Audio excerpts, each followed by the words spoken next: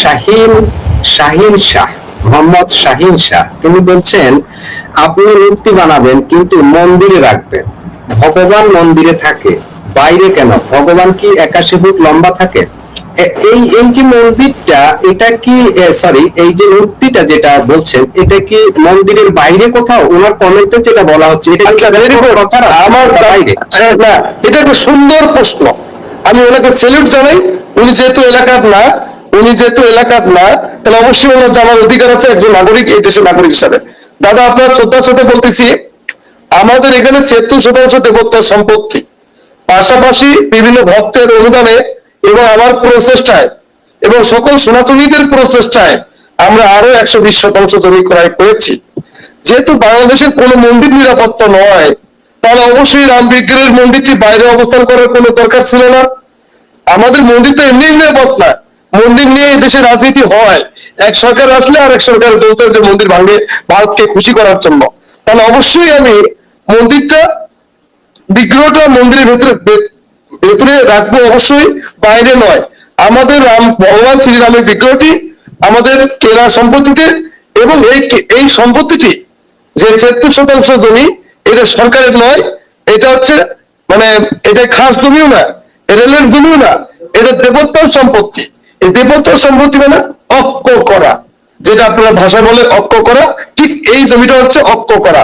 আমাদের ভগবান শ্রীরামের বিগ্রহটি যদি আপনি মন্দিরে প্রবেশ না করেন, তাহলে আপনি বিগ্রহটি দেখতে পারবেন না। দাদা যেটা বলছেন, এটা আমিও কনফিউশনে ছিলাম, কারণ সোশ্যাল মিডিয়া এমন কিছু ছবি আমরা দেখেছি, এগুলো এআই দিয়ে করা কিনা জানি না। ওখানে দেখানো হচ্ছে যে একটা শহরের গোল চক্করের মতো একটা জায়গায় মূর্তিটা হচ্ছে, চারপাশ দিয়ে গাড়ি চলছে, অটো চলছে, হ্যাঁ, মানুষ যাতায়াত করছে, এরকম একটা জায়গা, এরকম ছবি দেখা যাচ্ছে। আমি আরেকটু কথা বলতে চাই। সবাই বলতেছে রংপুরের প্রবেশদ্বার, রংপুর থেকে 40 কিলোমিটার, মেইন রোড থেকে 2 কিলোমিটার, মন্দির থেকে 200 ফিট দূরে, কিভাবে ওখানে গাড়ি ভাড়া চলে? আপনি বলেন, আপনাদের প্রশ্ন দিলাম দাদা। তাহলে দাদা, ওই ওই যে মূর্তিটার কথা বলা হচ্ছে, রাম মূর্তি, এটি আপনাদের যে মন্দিরের যে এরিয়ার ভেতরে, এটা কোনো সরকারি জায়গা বা কোনো অন্য জনগোষ্ঠীর জায়গার উপরে না? না না, আমাদের গ্রামের নাম হচ্ছে মধ্যরাম চন্দ্রপুর, এখানে হিন্দুদের বসতি। এখানে চারপাশ দিয়ে বামুনদারি আছে, সেই বামুনদারির ভেতরে আমাদের এই রামের বিগ্রহটি।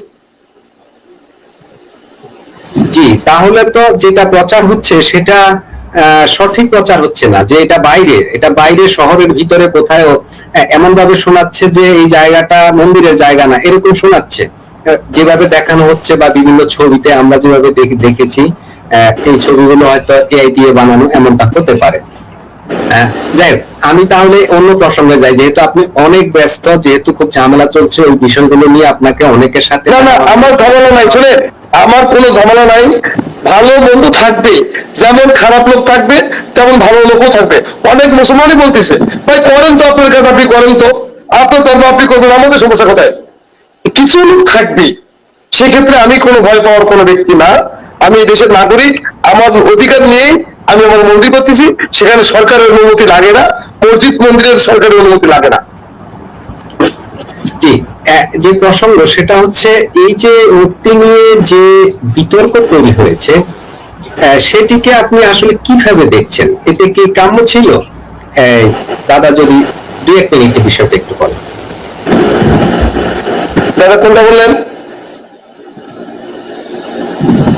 নির্মাণ নিয়ে হঠাৎ করে যে বিতর্ক হলো, এটা তো বেশ কিছুদিন থেকে তো কাজ চলছে, হয়তো 2-3 মাস বা আরো বেশি সময়, 5-6 মাস। এই বিষয়টা আমি আপনাকে ক্লিয়ার করি।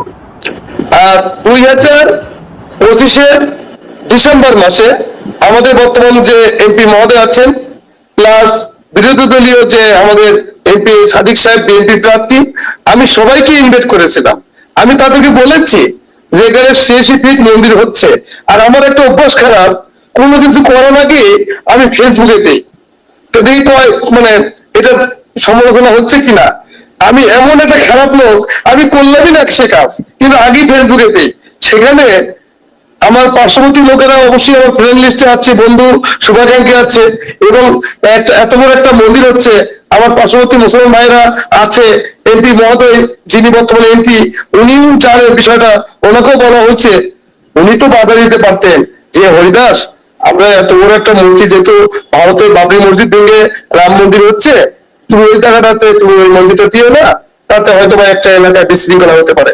তাহলে এই কথা বলার পরে তাহলে কি 80% কাজ হইতো? এখানে 1% কাজ হইতো না, কারণ আমরা ইসলামকে শ্রদ্ধা সম্মান দেখেই আমরা হিন্দুরা পথ চলি।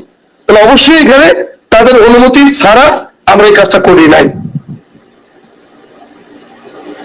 জি, দাদা যেটা জানা সেটা হচ্ছে কদিন আগে দেখলাম আন্দোলন চলছে, 2-3টা সংগঠন সেখানে মানববন্ধন করেছে বা ওই যে মিছিলের মতো করে করেছে, আমরা ছবিগুলো দেখেছি, ভিডিও দেখেছি, এবং 72 ঘন্টার একটা আলটিমেটাম দেওয়া হয়েছিল। সেখানে একটা সম্ভবত, আমি যদি ভুল না করে, একটা শিব মন্দির আছে, ওটাও ভেঙে রাম মন্দির, রাম যে মূর্তি সেটা ভাঙা, প্লাস আরেকটা ওখানে সম্ভবত একটা শিব মূর্তি বা কালী মূর্তি আছে, সেটাও ভাঙার।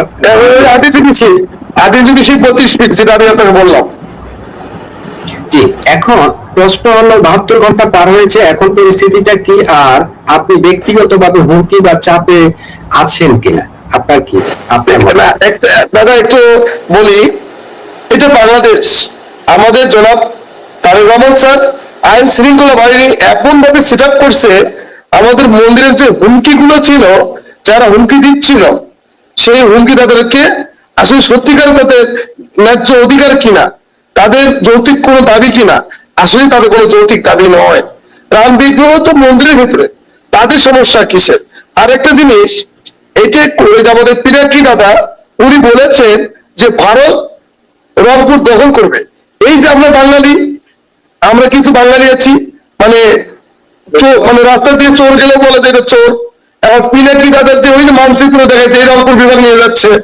এখন ভারত যদি বলে, ভারত যদি ইচ্ছা করে, বা ভারত যদি ইচ্ছা করে, এটা কি বাংলাদেশ যাওয়া সম্ভব? আমরা আছি না দেশে, আমরা বাংলাদেশিরা আছি না, ভারত ইচ্ছা করলে রংপুর নিয়ে দিতে পারে? অসম্ভব। এই যে কিছু মূর্খ গদ্য, তারা ইমোশনাল হয়ে এই জিনিসটা খাইছে পিনাকি দাদা, এটা খাওয়ার পরে চিন্তা করছে, হায় হায় হায়, এটা তো সঠিক, রংপুর বিভাগ নিয়ে যাবে। এই তখন থেকে এই গুজবটা উৎপত্তি হয়েছে। এই উৎপত্তির ফাঁদে কিছু ধর্মপ্রাণ মুসলমান ভাইয়েরা জড়িত হয়ে গেছে। এখন আমি যেটা জানি, সবাই আমাকে শুভেচ্ছা জানাচ্ছে, সবাই আমাকে সাহস দিচ্ছে, এবং প্রশাসনের তরফ থেকে যথেষ্ট আমাকে সহযোগিতা করতেছে। তবে আমার রাম মন্দির বন্ধ হওয়াতে এক পর্যায়ে আমার বিভিন্ন ভাবে চাপ আসতেছে, কেন রাম মন্দির বন্ধ হলো, কেন বন্ধ হলো? আবার কিছু লোক চাপ দিচ্ছে যে মন্দির বোমা মেরে উড়াই দেবে। তারা প্ল্যান করতেছে হরিদাস বাবুকে ধরো, হরিদাস বাবুকে আটকাও, হরিদাস বাবু যদি জেলে যায় সনাতনীরা ভয় পাবে, আর এই মন্দির হবে না। এই যে মাস্টার প্ল্যান, আমি বলতে চাই, আমার দুর্নীতি আছে কিনা, আমি ভারতের টাকায় মন্দির করতেছি কিনা, প্রমাণ দেখাতে হবে। প্রমাণ যদি না দেখাতে পারেন, তাহলে অবশ্যই এই রাম মন্দির বাংলাদেশে হবে, এবং আমাদের মন্দিরের ভেতরে হবে, এবং সকল সনাতনীরা এর সহযোগিতা করবে। তবে আমরা সাম্প্রতিক সম্প্রীতি বজায় রাখার জন্য সবাইকে নিয়ে বসে শান্তিভাবে, শান্তি শৃঙ্খলা ভাবে আমরা কাজটা করতে চাই, এটাই দাবি সরকারের কাছে আমার। আমাদের টিডি চেয়ারম্যান যথেষ্ট আমাকে হেল্প করেন, আমাদের এমপি মহোদয় উনি অনেক অনেক অনেক অনেক ভালো। উনি মানে অনেকজনই যে অভিযোগ করে জামাত এমন জামাত এমন, আসলে আমার এলাকার তো এমপি উনি, আমাকে সারাক্ষণ উনি ফোন দেয়, হরিদাস তুমি তোমার কাজ চালিয়ে যাও, তুমি তোমার কাজ করো, আমাদের কোনো বাধা নাই। তা সেক্ষেত্রে ওনার প্রশংসা অবশ্যই আমাকে করতে হবে। স্যালুট জানাই আমি আমার এমপি কে। জি, দাদা হরিদাস দা, এই যে এমপি মহোদয় আপনাকে সাহস যোগাচ্ছেন, সমর্থন যোগাচ্ছেন, এখন কি মন্দিরের যে কাজটা স্থগিত আছে সেখান থেকে কি আবার নতুন করে কাজ শুরু করার পরিকল্পনা করছেন কিনা, কি চিন্তা?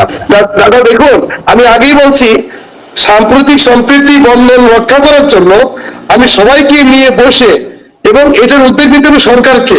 সরকার যদি বলে যে আপনারা সবাই সবার ধর্ম পালন করেন, আপনার সবাই সবার মসজিদ বানান, মন্দির বানান, এটা সরকারকে উদ্যোগ নিতে হবে। আমি মাননীয় প্রধানমন্ত্রী জনাব তারেক রহমান স্যারকে বলবো যে আপনি এই উদ্যোগটা নিয়ে 2-1 দিনের মধ্যে যেন আমি কাজটা শুরু করতে পারি, এই দাবিটাই আমার সরকারের কাছে আমি দাবি করতেছি।